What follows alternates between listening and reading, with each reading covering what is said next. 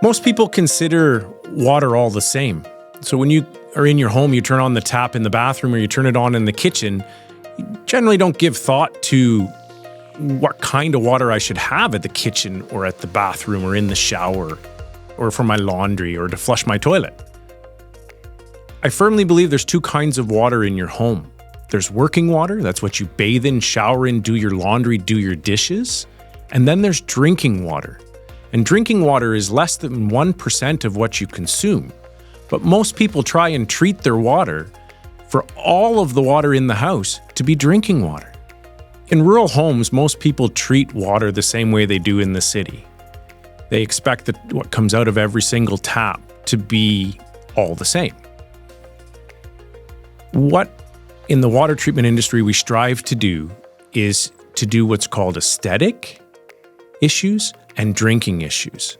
Working water in a home is what you shower in, you bathe in, do your laundry, do your dishes.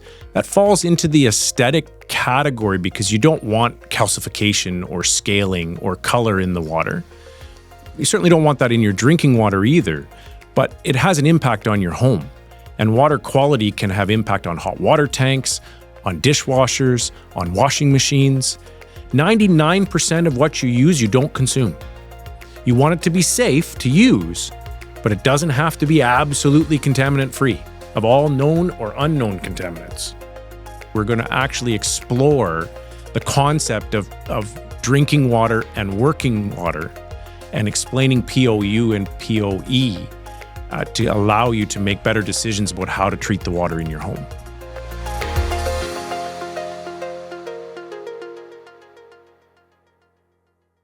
Welcome to Wall Water Watch. I'm Jeff Wall from Wall Water. So the idea of working water in a home is not a common thing that most people even consider. But as a water treatment professional, we believe it allows you to, as a consumer, treat the things that are going to cause you problems in your house from an aesthetic standpoint, or maybe your laundry is not coming out the way it should. We can take out those things and make all your appliances, scale-free, odor-free. There's no smell to the water. You have no scaling or anything on your dishware or your shower. That is working water. It's designed for the things that you use every day that are very important in conjunction with bacteria removal for working water. That is the definition of how we see the water that is deemed working in your home.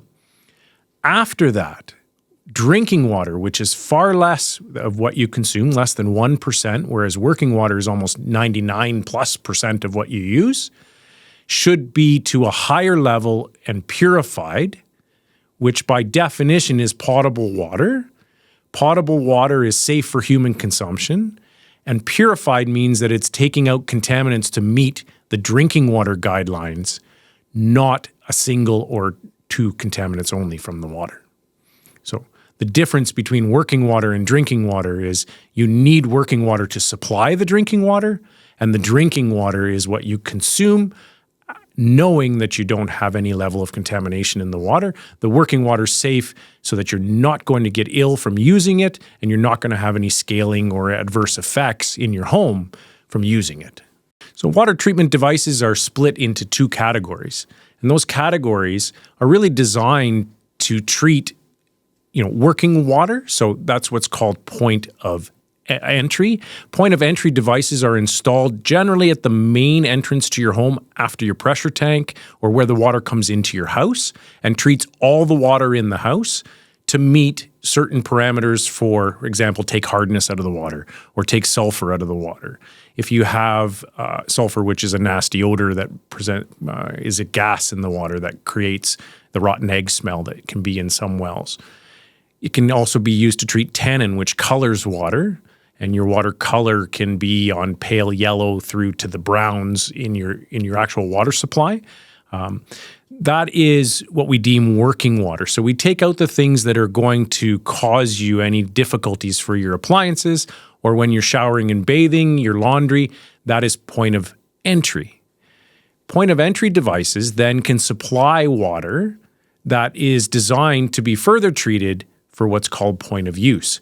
And point of use devices are drinking water systems, for example, such as reverse osmosis units or water distillers or pitcher-style filters that you use where you put a small cartridge in, pour your tap water through it. Those are point of use, and point of use devices are generally designed to treat the drinking water after you have done some level of treatment in the beginning in the process. Not all types of treatment equipment treat the water equally. So just the same as, you put motor oil into your car, different kinds of oil work differently for different cars. Different types of water treatment attack or treat different kinds of contaminants. So for example, a common device used is an ultraviolet disinfection system, which is commonly installed in rural homes. They're available at hardware stores, through water treatment dealers. The UV disinfection is probably the most installed piece of water treatment equipment in a rural home, and its purpose is to take bacteria out of water, but its perception is that it's providing safe water when it's operating. And that is a situation that we see as a water treatment dealership that is often misunderstood. So the principle behind it is a UV is installed where the water enters at the bottom, typically, flows through a chamber, and inside that chamber is a UV lamp protected by a glass sleeve. So the lamp shines 360 degrees around inside the chamber, makes contact with the water as it flows through the chamber to come out the other side. If you have the right UV system, it will disinfect bacteria that can be present in your water supply. It is commonly used in a home to treat water. What most people are not aware of is that UV systems have minimum operating parameters, just the same as other treatment equipment does. So you can't have hardness, you can't have iron, you can't have sulfur present in the water supply, or it impedes the UV's ray's ability to shine through that glass that's protecting it. So when you have a piece of equipment installed in your home, it has to meet the water quality parameters to ensure its operation is going to do what it says it does, in this case in a UV disinfecting bugs. But you can't disinfect a bug if it can't see the water to do the disinfection. A water softener is a device that actually takes calcium and magnesium, which is hardness dissolved in water, and traps it in a cylinder, exchanging it for the sodium that's used in the softening process and preventing it from going out into your house. That process is known as ion exchange. So the principle is the hard water enters the unit, the resin that is inside the unit does that exchange, traps the hardness, and then sends the water out to the house hardness-free. When your softener is loaded up or it's full of hardness, it needs to be regenerated, and then the process starts all over again. So a water softener is not a drinking water device. It's a whole home protection device to ensure there's no scale in your water. Reverse osmosis is a process that uses filtration and membrane technology to physically separate a contaminant from the water. So it involves something called membrane technology, and membrane technology in reverse osmosis is based on a very simple principle. There is a membrane that looks a lot like a paper towel roll if you were to shrink it down. Okay, it has a center core, and it's got thin film wrapped around that core to allow the water to flow through the thin layers of film and do the actual trapping. So a membrane is designed to remove contaminants based on water pressure and temperature to give you effective drinking water out the other side. It's a purification device. When it's done correctly, it's capable of reducing known and unknown contaminants to a certain micron size, which is very small, reliably to a low percentage. The difference between a reverse osmosis and a water softener is one treats the whole house, one is for drinking water. The reverse osmosis is a drinking water system. So a water filter has to be dependent on what kind of sediment, for example. If you're trying to take sediment out of the water, that's what a water filter is typically used for. If you have coarse sediment or fine sediment, if you have more silty sediment, each filter is designed to take out a certain type of sediment, and you install that filter in order to treat the kind of sediment you have. In some cases, you'll use a carbon filter, which will take out taste, odors, and colors, and chlorine if you're on municipal water. So a filter could also be a whole house filter installed at the entry point to your home to take chlorine out of your municipal water supply. One of my observations in having done this for a long time is the traditional pitcher filter style, the pour through style that you have, where you take it, you put the water through the cartridge and you stick it in the fridge. You can make it cold. It's a common device that's used. Pitcher style filters, most of them on the side of the actual filter box say not to be used on microbiologically unsafe water. What that means is don't take it anywhere that's not municipally treated safe water. The risk with having a pitcher filter when you take it to the country is if bacteria is present in your water supply, that bacteria, if it's in the water, will enter into your pitcher filter and has the potential to breed because the filter is a nice porous place for the bacteria to replicate, and it will often catch bacteria and can, not always, but can contribute worse to water quality unintentionally.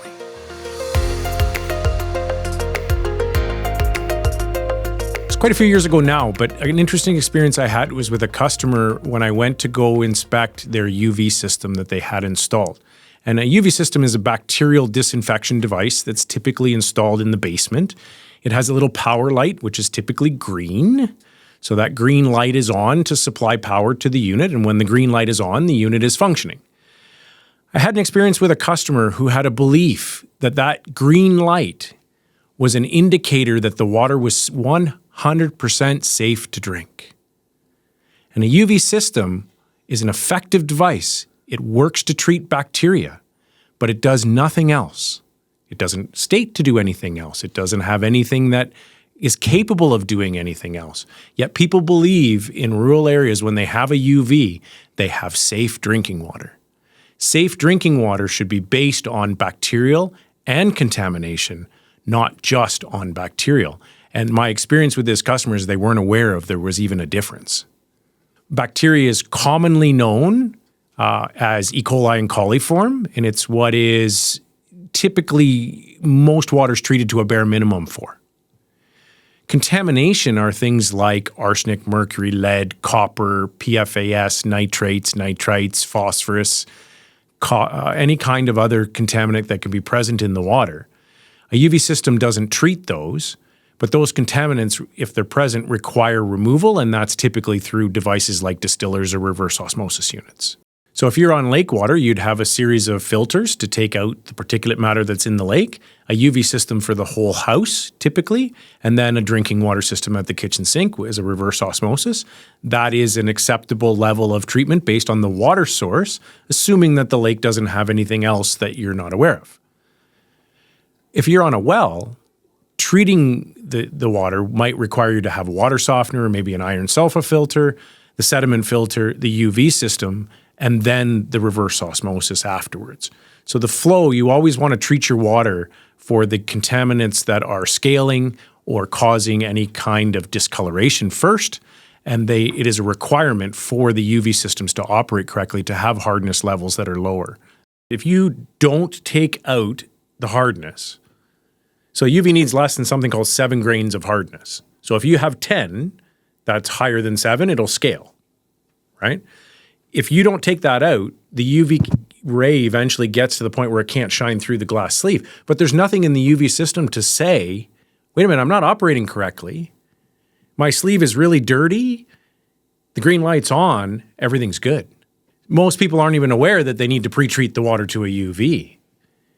For 20 years, I've seen people throw UVs on raw well water with no treatment whatsoever. And we take out the glass sleeves. I've got them actually in my showroom at my shop.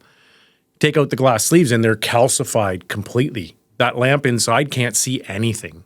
It's like taking a light bulb and painting it black and turning it on. It's the same concept. That UV is the light bulb trying to shine through the glass or on the outside. The quartz sleeve encases it similar to what a light bulb would be. So when you coat that bulb and turn it on, not much comes out of it. The UV's doing that, but the difference is there's nothing in the UV system unless you have a very specific model to tell you that it's not operating correctly. Thank you for tuning in to Wall Water Watch. In the next episode, we're going to explore water in real estate transactions as it applies in rural areas and how buyers can have impact on the purchase of a property when it's done correctly.